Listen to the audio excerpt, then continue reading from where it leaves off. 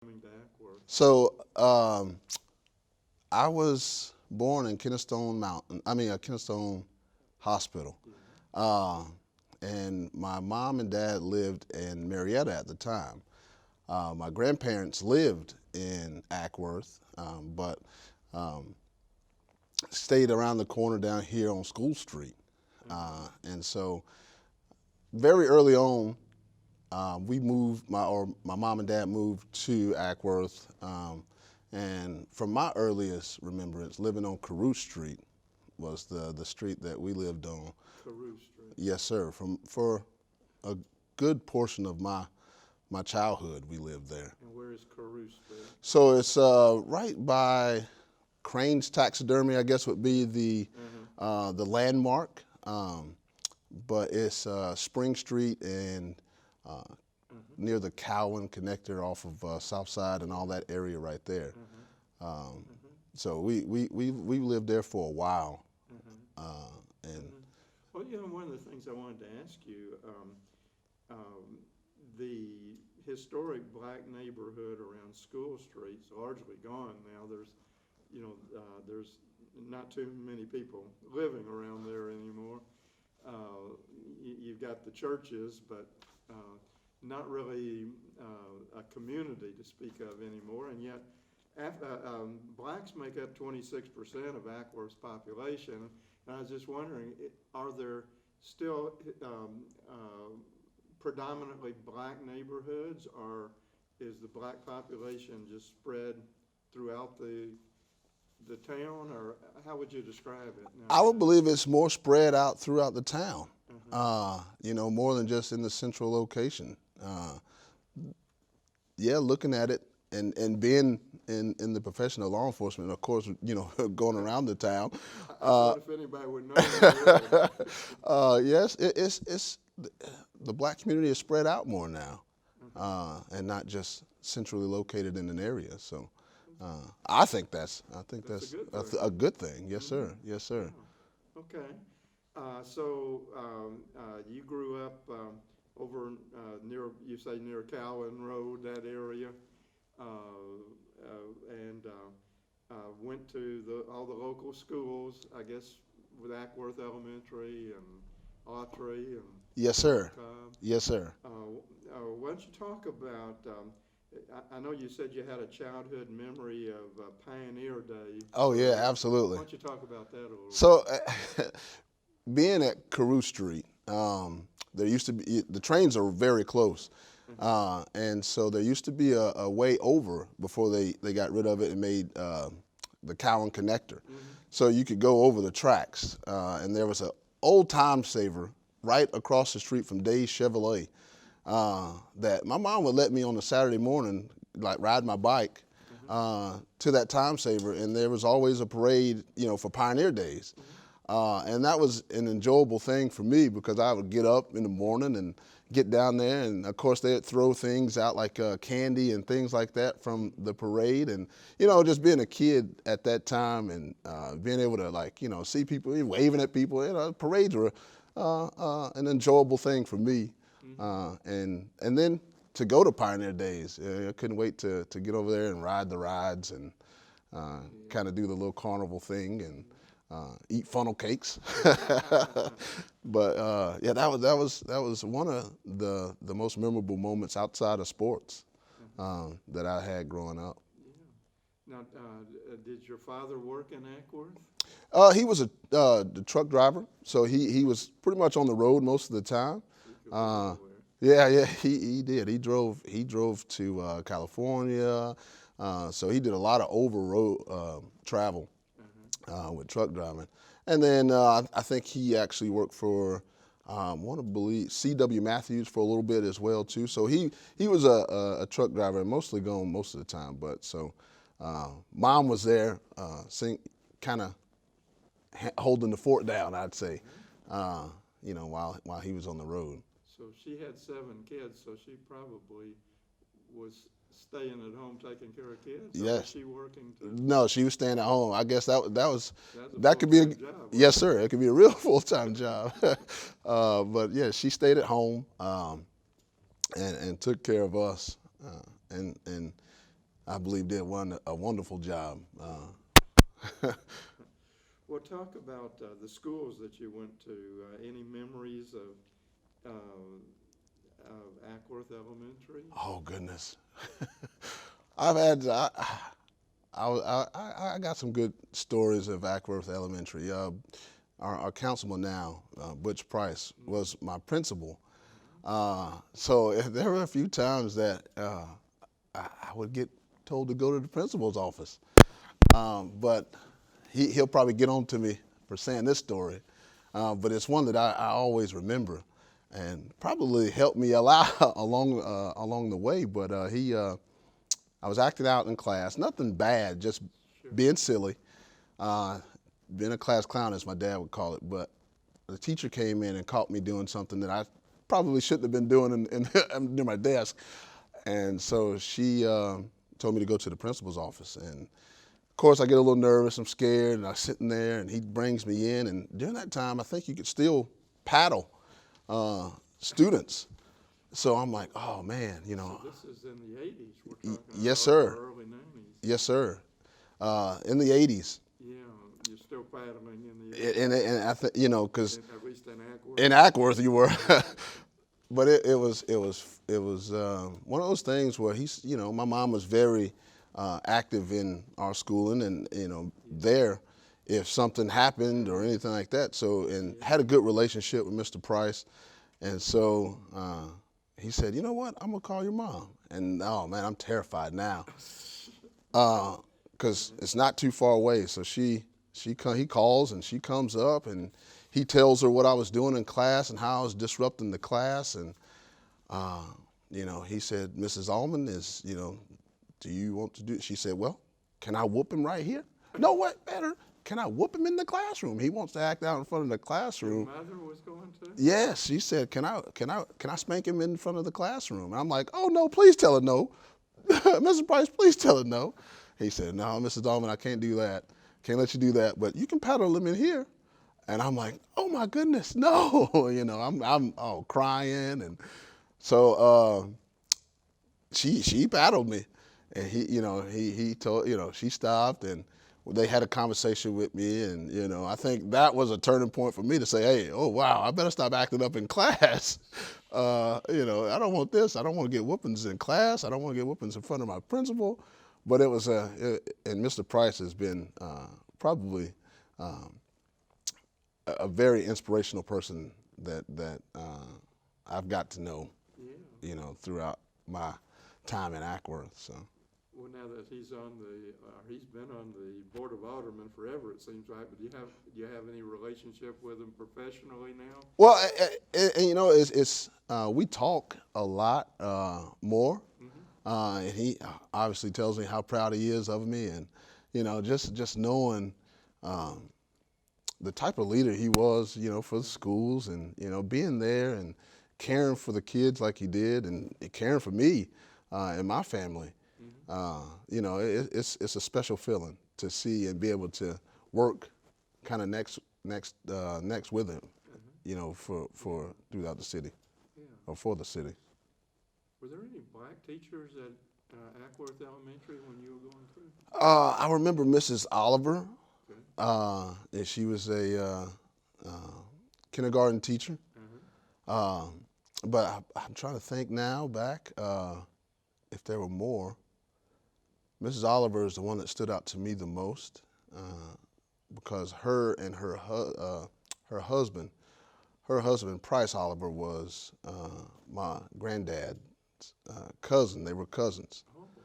So I didn't know that until, you know, a little bit later When you on. say your granddad, you're talking about Doyle Hill. So that was a cousin. That was they were cousins.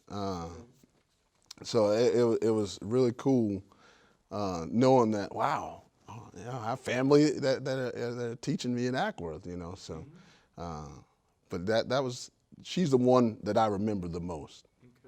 Okay. Back at Acworth. Okay, so then you go on to Autry. Yes, sir. Any memories from Autry? Went to Autry Middle School. My fondest memory of that was being able to play team handball, learning team handball. Tell that story, because you're before we got started, you were talking about the Olympics.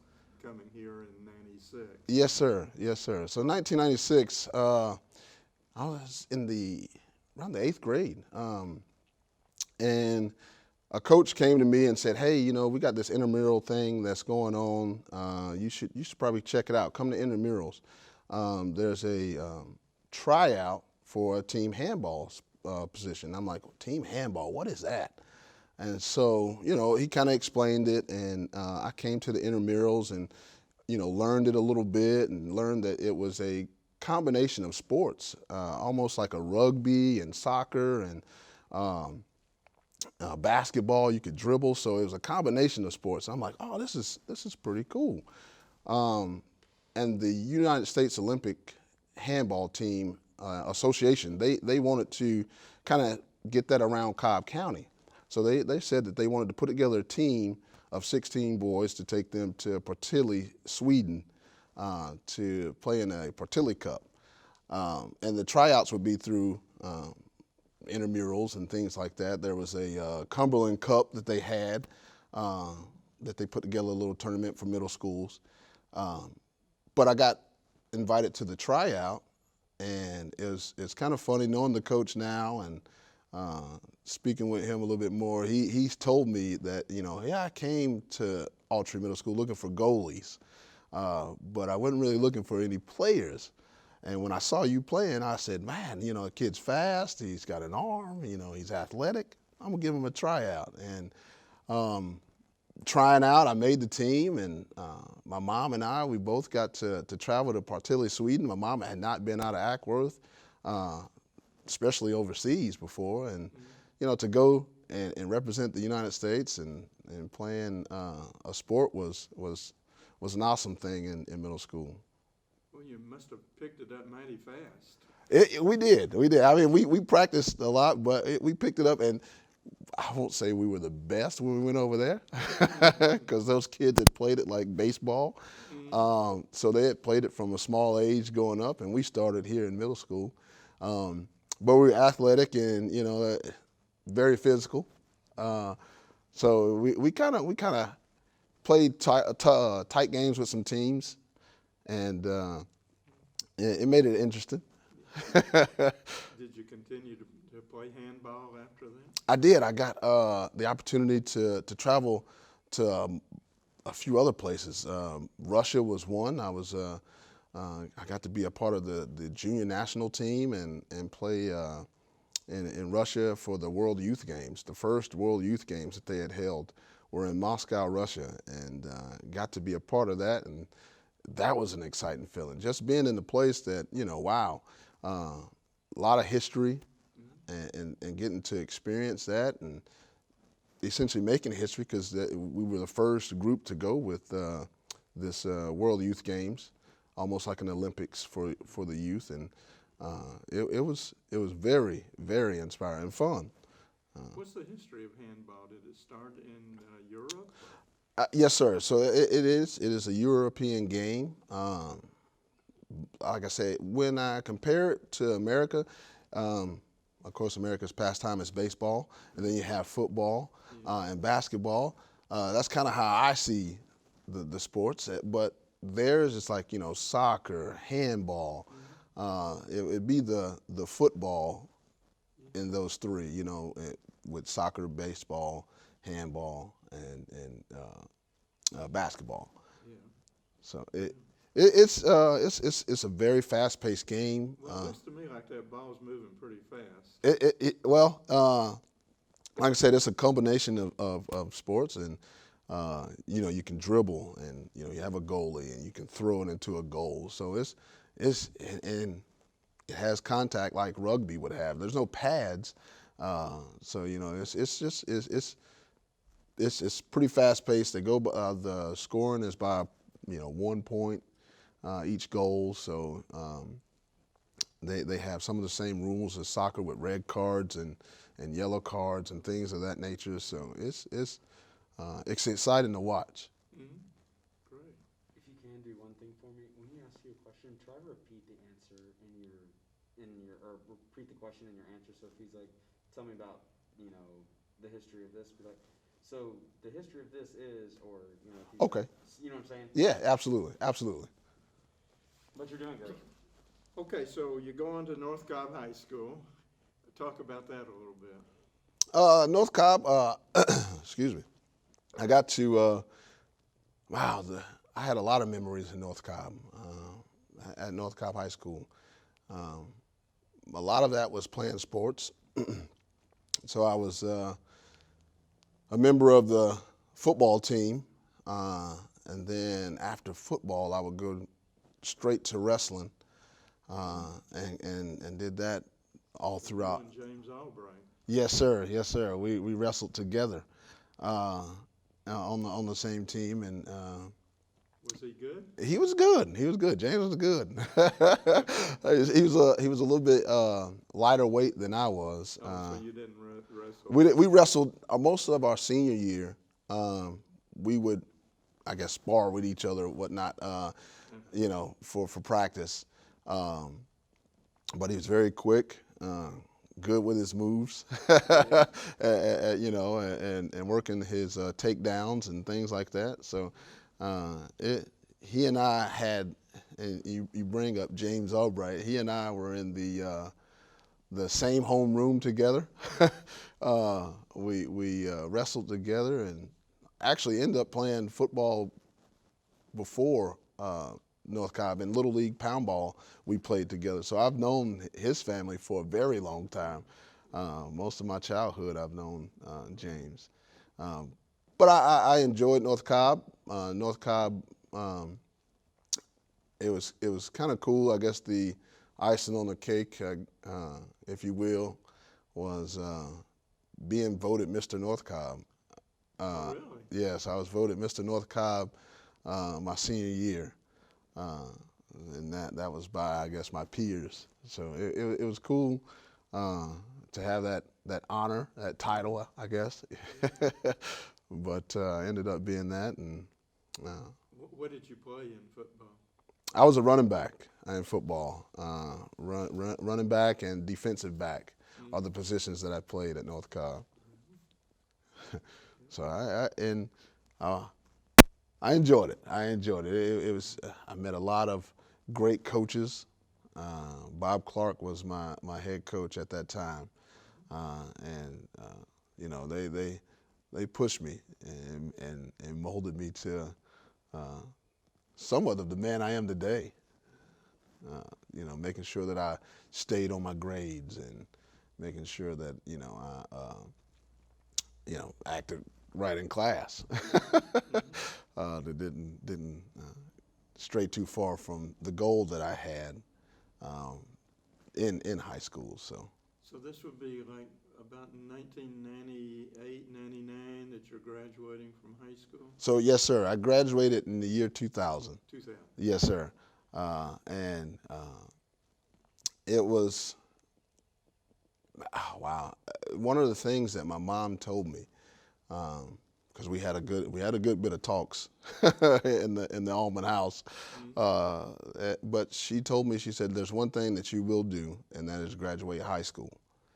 And she said, "If you want to go to college, that's on you, but you will." That was her rule. You will graduate high school in my house. Living in my house, you would graduate high school. So I knew that nobody in my family had been to college or graduated college during this time. So I had a little push, if you will, I guess, in goal to say, you know what, I want to be the first to complete college in my family.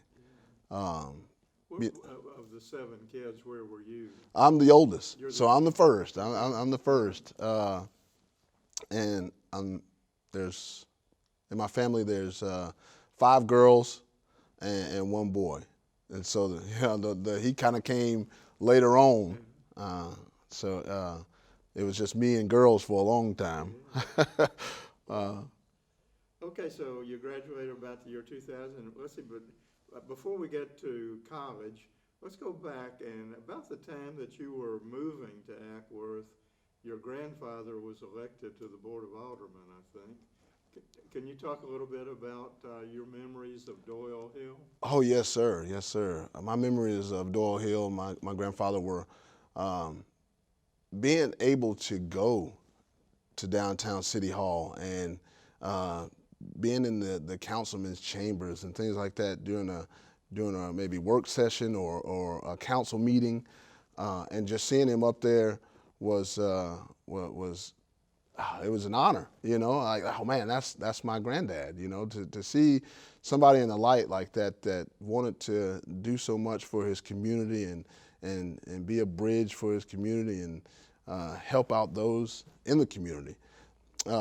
Seeing that firsthand, now knowing the position that I'm in, man, I loved it then, but love it even more now because some of those things that I saw him do are now resonating in my life and trying to help others and be there for my community. So I am so thankful to be able and to have that opportunity to have gone and seen him in that light. Right. Now, Tim Houston, how does he fit into the family? Yes, sir. So Tim Houston, he is my granddad's, Doyle Hill, his brother. So they're brothers. So he is my great uncle. So I went away to school and came back and seeing that what I call Uncle Tim was a councilman, and now following the footsteps as his older brother, being a councilman and one being there for the community, and wanting to continue to be that bridge and help those out in the community, kind of gave me a little inspiration to do this job. Okay. Now, Mr. Houston is a few years younger than Mr. Hill, right? Yes, sir. Yes, sir. Yes, sir. I don't know how much, but there's a. It was a big gap, and I don't want to get to saying the age groups and be wrong. So, yeah. But I know he was a younger brother. Yeah. Right. So, did you have much relationship with him when you were growing up? Yes, sir. Yes, sir. Of course, Uncle Tim was there at football games, at North Cobb, and I would see him there. But it's interesting, and not a whole lot of people know, especially that work with me, that I sang in a family choir. So we had a family choir group that would go to different churches and things like that, and programs and sing. What kind of music did you It was sing? Christian music, so it would be gospel, gospel songs and things like that. My grandparents, all of them were very talented musically. Uncles, my mom played the drums throughout church. I knew that Doyle Hill was. That there's a picture of a group that he was in. Yes, sir. Yes, sir. He was holding a guitar in the picture. Yes, sir. Yes, sir. And so my grandmother was a wonderful singer. My aunts, my uncle, they all were musically inclined and could play a number of instruments. And so we in that group, Uncle Tim was one of the singers as well. So he was in.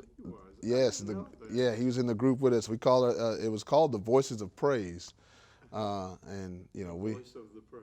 the Voices of Praise. The Voices of Praise. Yes, sir. So and we traveled and sang. Wow. I know about Bethel. I know about Zion Hill. Those two historic black churches. What were the other black churches that people would go to in Acworth? Not necessarily in the city, but that people in Acworth would go to. Well, we grew up going to Zion Hill. Okay. Of course, my grandfather, Doyle Hill, was a deacon there, and my grandmother, she sang in their choir as well for Zion Hill. So we went there a good bit of my childhood. But there were churches that we went to, back to the Bible, which was in Marietta, Okay. near the Kennestone Hospital area. Um, and then we also went to churches in Emerson Okay. that we attended, and that was toward my older teenage years that we went to church in Emerson. But in Acworth proper, Bethel and Zion Hill were the only two? Yes, sir. Yes, sir. Those were the only two churches, and we attended there a couple of times. I do remember going there a few times, and going through a service there a time or two in Bethel. But yes, most of my childhood was in church was with Zion Hill. Okay. Any memories of Zion Hill? Well, I always, because they had, like I said, choir programs and things like that, that I remember. Did you sing in the church choir? I didn't sing in the church choir. I did the kids choir, but we did, we were in the kids choir for Zion Hill. But it was Sundays or Saturdays afternoons, and just having like a program going with fish fries and things like that, and it was a good time. Yeah. Okay, well, Lane College, I know, is one of the historic black colleges and universities in the country that date back to the 19th century. Yes, sir. There's Bishop Isaac Lane was the founder of the school. Yes, sir. Back in the 19th century, and he had a son also that was president there for something like 37 years. Yes, sir.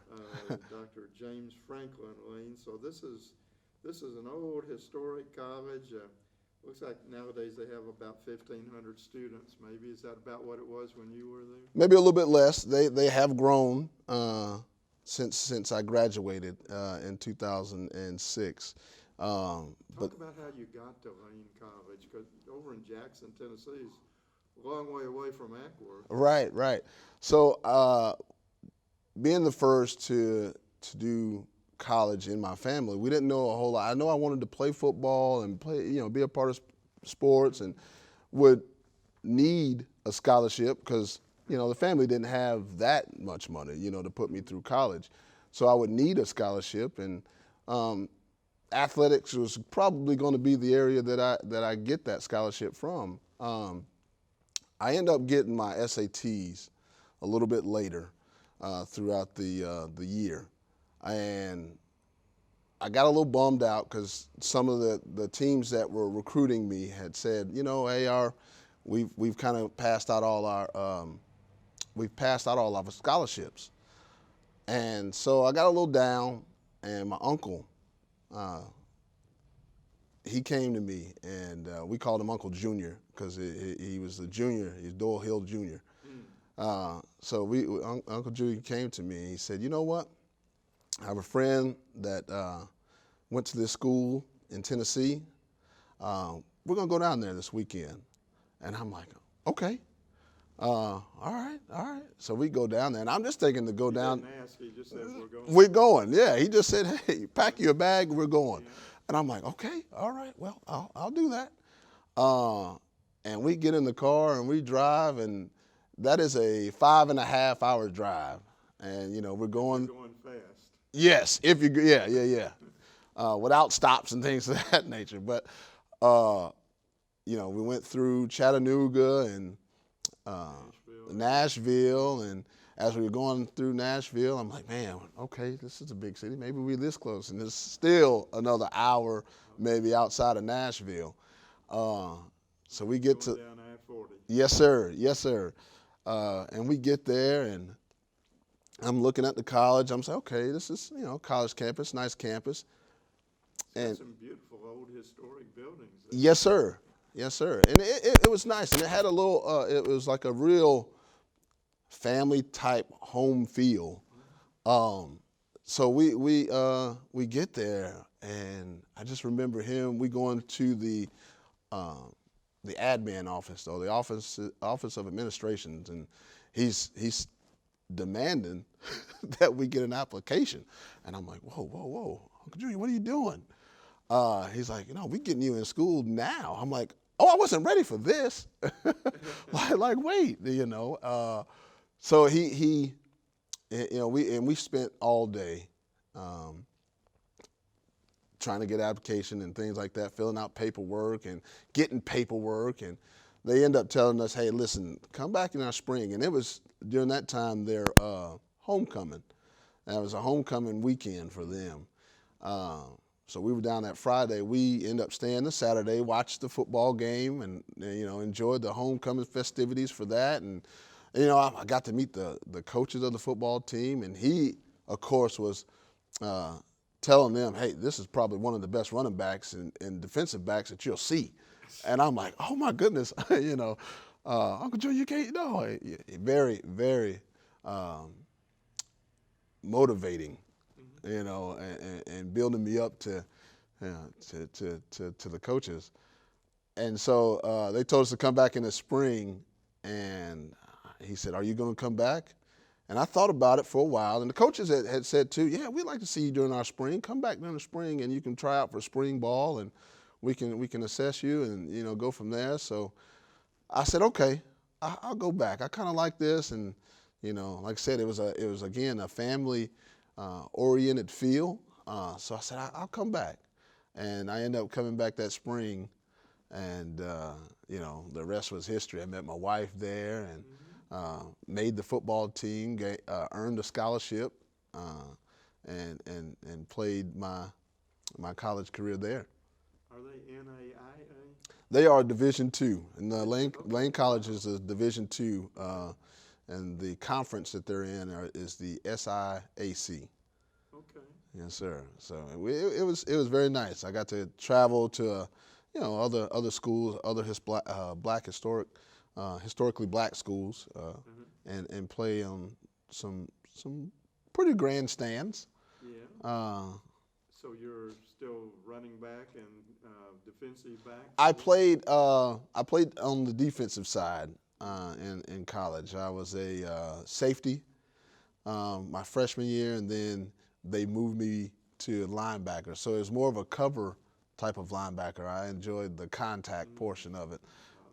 So they moved me to I saw outside. something just yesterday that cornerbacks have the highest number of concussions of any player in football. Really? Yeah. I could imagine that. Because of the distance, it's kind of how I would look at it. You're coming, that running back or receiver has gained a tremendous amount of speed, and then you're coming with your speed, and it's just that, that's the collision there. So I could see that. I could see that. I think I had one concussion in football and decided I'm going to run track. Did you still run track in college? You know what? There wasn't a track team for Lane College. What they did was the football players and other players from other sports made up a track team. Mm-hmm. And so I did. I came down and participated in it was a invitational at Morehouse College, and I ran the 400-meter hurdles, and then I did the train going by out here.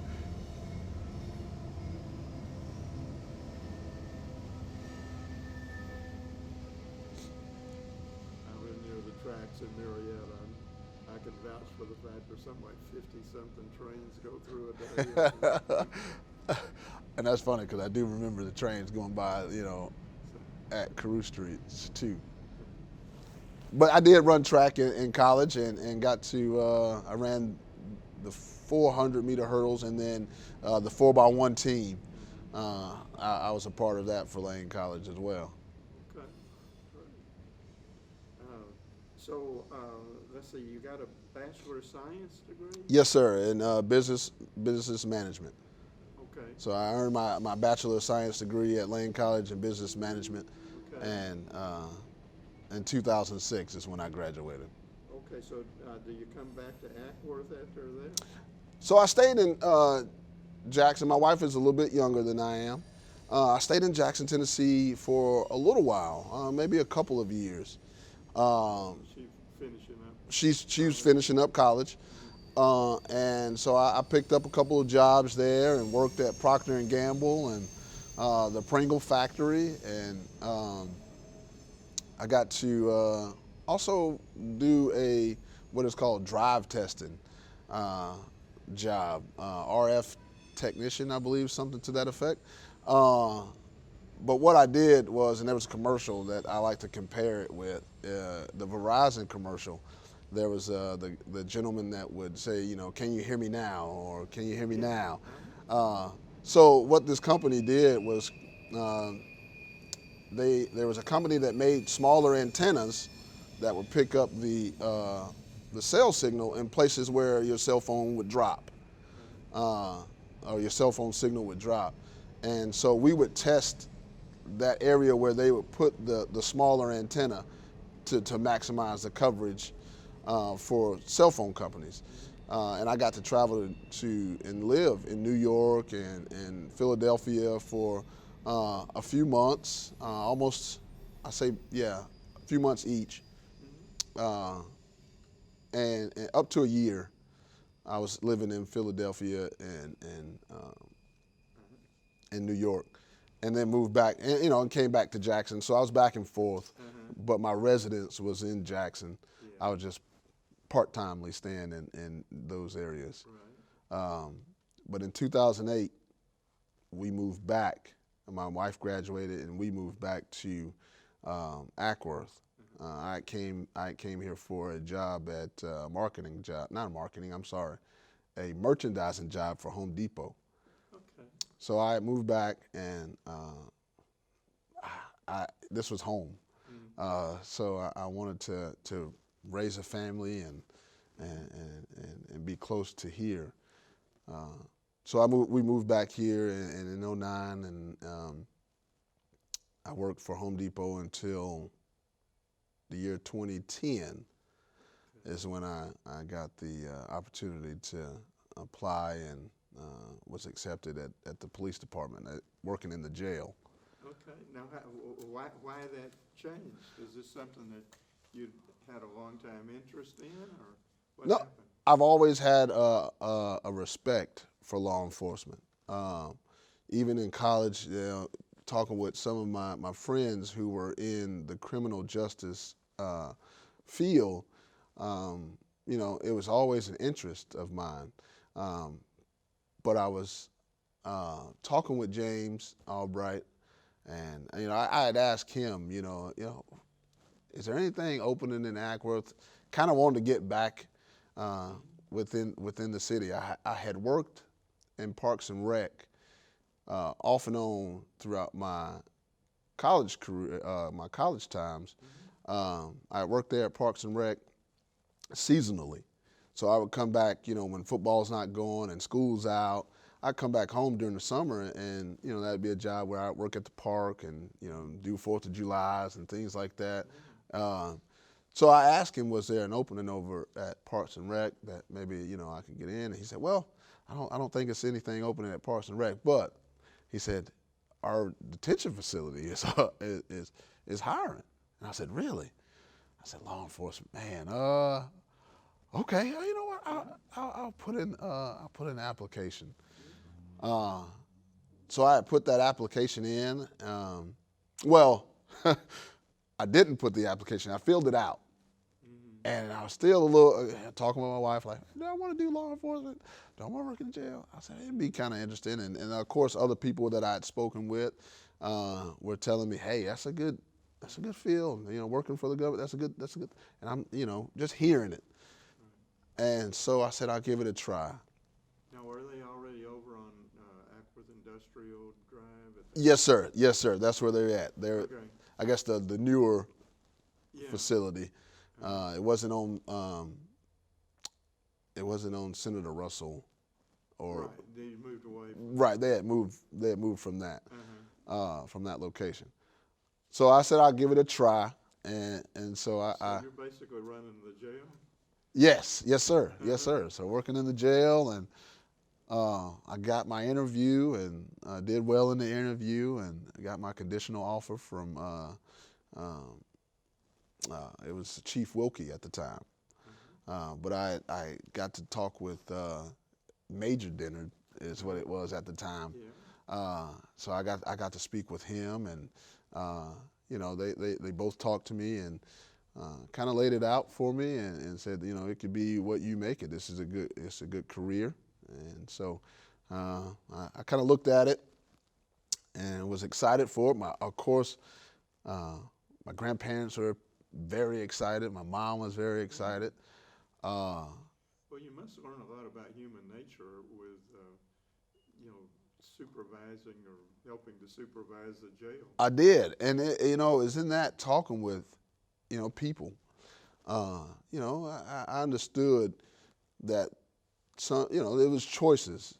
People made choices, and it may have led them to this location. And some bad choices. Yeah, and so it was talking with them and hearing people say, I appreciate that.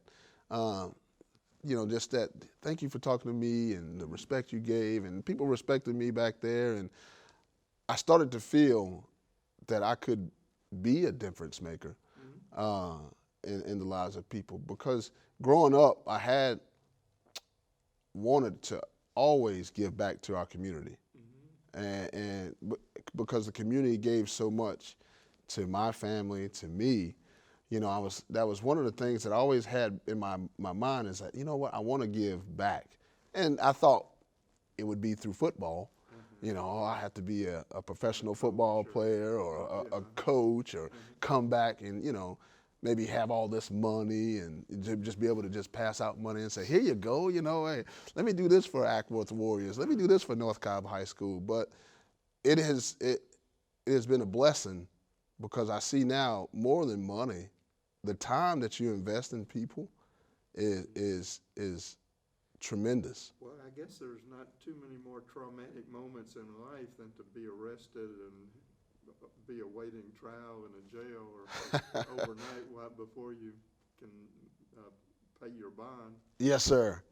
Yes, sir. So somebody that would actually talk to them and give them some respect in that time could be very, very memorable. Yes, and I have met people that had, of course, completed their sentencing, and were out now and into the community, and I'd see them just out maybe at the movies and things like that. Younger people than I was, that I kind of talk with and things like that, and they say to me, Officer Almon, thank you. I have a little girl, little boy. I'm doing good. I'm on the right track. I'm working, and it was just those memories and experiences kind of put in perspective that I should be in this. This is where I should be. Yeah. What kind of things do people typically end up in the jail for, like drugs or traffic accidents or robbery or what? So with our jail, I mean, we can see anybody, take anybody in that have committed a crime, whether it be felonies or things like that. Mostly the ones that our jail housed were misdemeanors. So it would be misdemeanor amounts of drugs, or maybe a DUI, things like that, where they were on probation and maybe they didn't pass a drug screen and kind of went back to using drugs or things like that. We house misdemeanor cases. So we would talk to I would talk to those guys, about their choices with drugs, and maybe the choices of drinking and driving, and just one, listening to and listening to kind of what they were going through, and saying maybe trying to help them out with as much as I could with just being a positive light. That was what I tried to do when speaking with people, or my interactions with some of the So if it's people. a felony, they don't stay in the Acworth jail? If it's a felony, no, sir. They would be transferred Cobb County, they'd be transferred to Cobb County Adult Detention Center. Okay. Um, and Yeah, right. Okay, so, I might ask just one Before other you keep question. going, be careful of touching it. If you grab that, like, it kind of pops. oh, really? Oh, Yeah. man, So just be careful of that. I get it a little. Okay, I'll leave it alone. Sorry. Yeah, I've heard these stories before about people who couldn't afford to meet bail and spend months in jail. But that may be more of the felonies. Well, see, speaking from our jail, when you came in, there would be, if you couldn't make the bail, there was a set amount that we had for certain charges, and we would, of course, get your fingerprints, wait for those to come back, see if you have a criminal history or criminal record, and we'd look through that to make sure that you didn't do this multiple times, or if you came in on a suspended license, that you wasn't a repeat offender, because that does then change what the charge is or the amount of money there is. So we would do that. We would then set your bond according to what the courts have said, the amounts would be, and let you know that there were three options, whether you wanted to pay cash, property, or go through a bonding company. And we would allow them to do that. We would try to get that done within, I would say a shift, so 12 hours. We'd try to get you a bond set within 12 hours so you could call and make the arrangements on how you wanted to do it. There were some that would say, I'm going to wait to court, because our courts ran every Thursday. So every Thursday of the week, there was a court day. So if you were still in custody, you would, after 24 hours, we would set up a what is called probable cause hearing. And so you would go before a judge, and the judge that did it then was Judge Payne.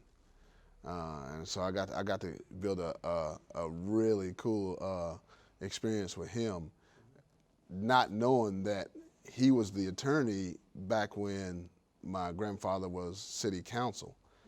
So, he told me that, and I'm like, oh man. So he knew my grandfather too, and, would share stories, and I got to hear a lot from him.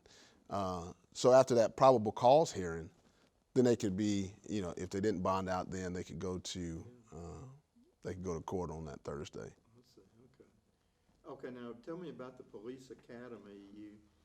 You were at the detention center like 2010 to 2012, I guess, and then what is the police academy? They trained you to be a patrol officer? Yes, sir. So during the police academy, it's I want to say 11 weeks. And where is that? I went through the academy at North Georgia Central, North. I think it's. Oh man, I don't want to mess it up. I went through the academy at North Central. Okay. In Austell, that's what it is, North Central. Okay. It's a regional academy.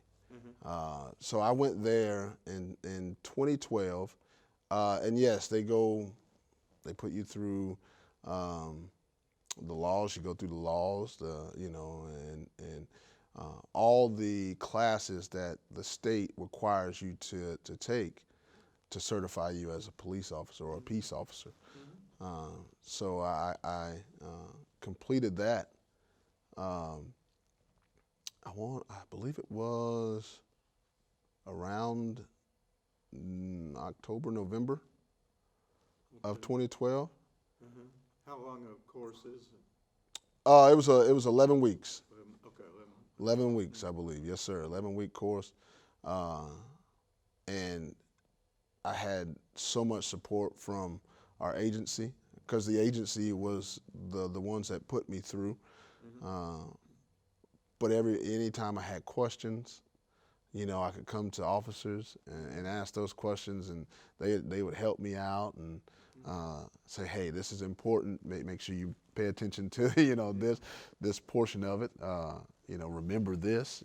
So that again boosted my confidence to say, okay, wow, so much support and help from other officers and things like that. Like that was reassuring that, hey, I'm in the right spot. So then you become a patrol officer, and what do you, for the next 3 years, and what are you doing as a patrol officer? So I was responding to 911 calls. I would make traffic stops and things of that nature. I wanted to find.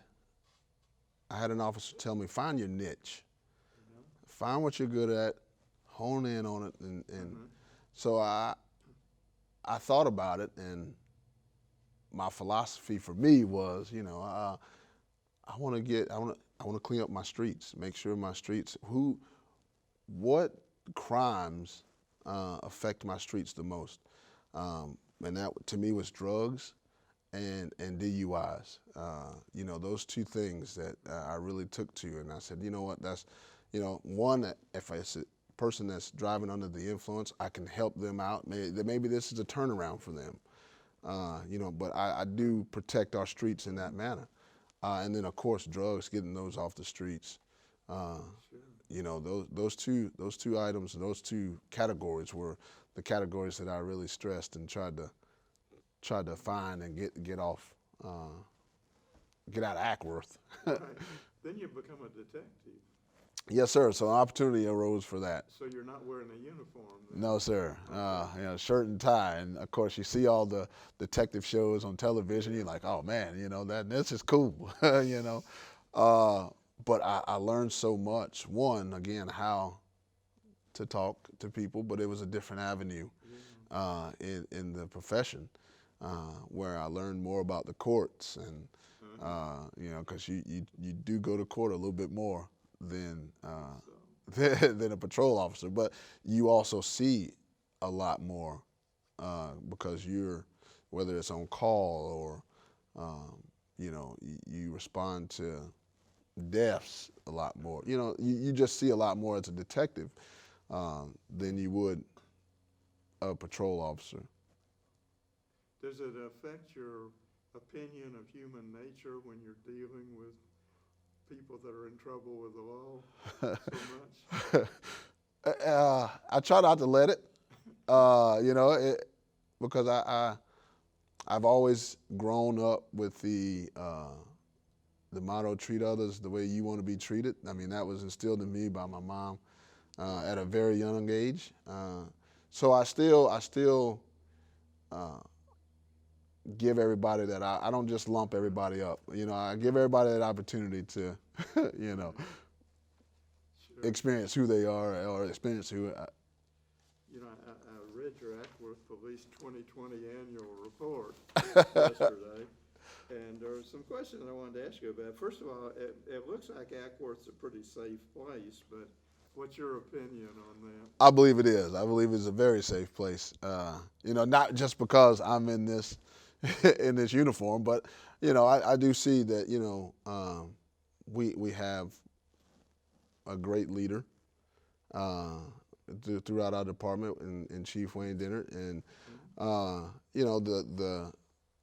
the city itself. I mean, with your relationships and that they have with the city manager, the mayor, the councilman, how well this city bonds together. I think that all plays a key factor in how a new officer, perceives the city and comes in and say, okay, wow, they care about it so much, and it gives that care, and I think it rubs off on the officers to say, you know what, I care about Acworth, it's just not a place of work for me. Yeah. It's I care about this as well, and that I believe makes it a lot better. It looked like crime went down between 2018 and 2019. Was that just a one-year aberration, or is that a trend? Well, it's kind of tough to say. You know, people travel, crime travels, and you know, different trends pick up different times. You know, and sometimes you know you'll have a spike in certain thefts or things of that nature, and then you know, with the presence of law, you know, when we do our reports or we get the information for our patrol to be in certain areas, you know, it helps deter some of that that crime. Well, I noticed in your, I guess they had 2019 statistics for the 2020 report, but firearm discharges 0. That's a good thing. Yes, sir. Nobody had to use their guns. No, sir. And that kind of thing. Soft hand controls was the biggest number of incidents, 13. So that means where you've got to use your hands to, as opposed to hard hand controls was 0. Right. But that means you're not throwing them down on the ground like this thing in Minneapolis. Right. Yes, sir. The Chauvin trial. Yes, sir. But no incidents like that whatsoever. Soft hand controls, what does that exactly mean? Soft hands is any time that I have to maybe, you know, hey, just place your hands behind your back for me. Yeah. You know, things of that nature. But I mean, there's remarkably few of any of these sorry. things. Handcuffs, 12. Handcuffs, animal related, other, 12. Yes, sir. I also saw you all go through an incredible amount of courses. I saw you did an elder abuse training course in 2019. Yes, sir. Talk about that a little bit. I think I saw that the number of hours that you all spend in these training courses, it was like 4 times higher than the state average. It is, and a lot of that is officer driven, but our department does a great job as well at making sure that we get the best training and get some of the top-notch training that's out there, so that we provide our citizens with the best quality officer. It's with our training and the elder abuse training that I took. That was an opportunity for me to again branch out and learn something new in law enforcement, because we did have or see a spike of fraud cases toward the elderly starting to occur. So it was almost a proactive move from the department and myself to say, you know what, I'd like to take this elder abuse class and learn a little bit about it, so that, you know, if we start having this happen in the city, you know, we are making the right charges and you know, we're looking at the right aspects to get these people brought to justice that are taking advantage of our elderly. Well, I've just got a few questions left, but one I wanted to ask you, it looked like on the racial demographics that let me see if I can get this correct. On the arrests, 39% were black, African American, 53% white, and 8% other, which is a little higher than the population. So let me just ask you, in terms of the police and race, is part of the training on the police force, does any of it have to do with race and unconscious bias and that kind of thing? So we do have training, and yes, we are definitely against, you know, bias policing, you know, or racially biased policing. You know, nobody at that department, that's in our policy. But you know, it's also one of the things that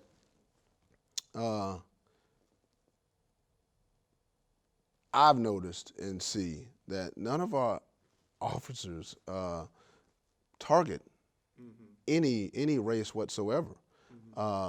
You know, it's if we stop you, it's because of what we observed, things of that nature, and it's going through the having cultural awareness and things to that, when you go into a call and knowing that it could be a different culture, whether religion or anything to that degree. It's brought up, it's taught, and it's discussed amongst our department. Yeah, good.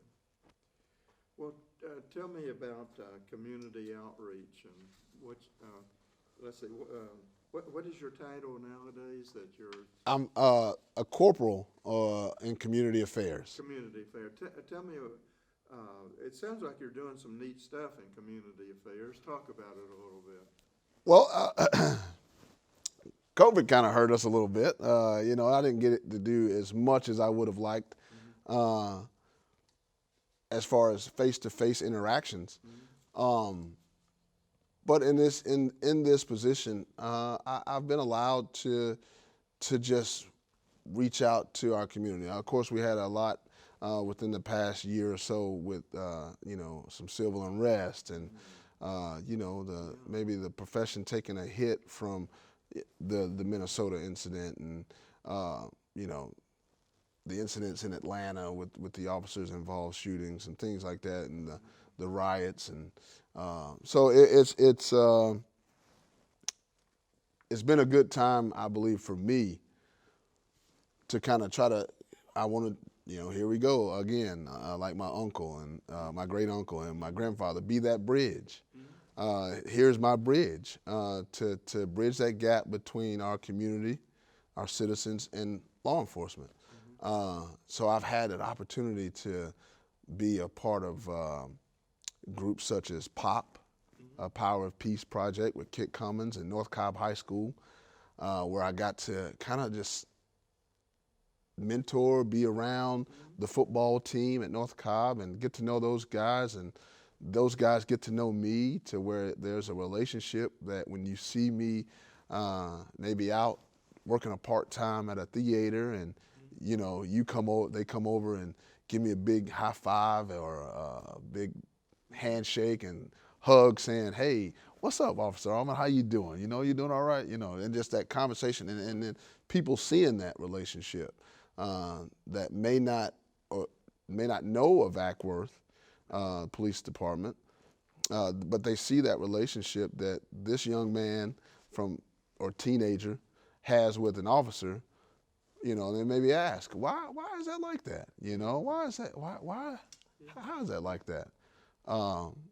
But this has allowed me to, again, be a part of, building relationships through our community. And that's what this job title that it is building that relationship. Now, is the Citizens Police Academy under you? It is, and we haven't had one this year yet, but we're working for it on the fall, or working towards it on the fall. So we would like to have the Citizens Police Academy. It'd be my first.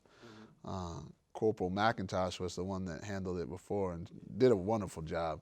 That's some big shoes to fill, but she's there to help me for this first one, as well as everybody else at the department. So I'm excited about it, and excited for that opportunity to get back out there, get together, and house a Citizens Police Academy. Well, anything else you want to add about what you're doing or your aspirations or whatever? Well, I enjoy youth. So I enjoy the youth of our community, and I want to be just that positive role model for our youth. So I coach Little League football over at Acworth, where I played. I want to get in our schools. I'm part of a Acworth Elementary's Principal Advisory Board, where Principal Nelson over at Acworth asked me to be on this board, and I'm excited, and I get to. One of the things I get to do right now is, with virtual learning, is pass out books where students, maybe parents can't pick them up. They're like, hey, Officer Almon, I have this amount of books, and they give me the locations, and I go drop them off just to say, hey, I got your books for you, helping you out, and try to build a relationship that way with them. But I'm excited about this, and I'm enjoying my opportunity I have right now. Well, I think we could talk for hours. At least I'm interested in all these things that you're doing, but I guess we need to bring it to a close, but want to thank you very much for coming and talking today. Well, thank you for having me. I've definitely enjoyed it. We appreciate all that you're doing for the city of Acworth. Thank you. Yes, sir. Yes, sir. All right. Great job.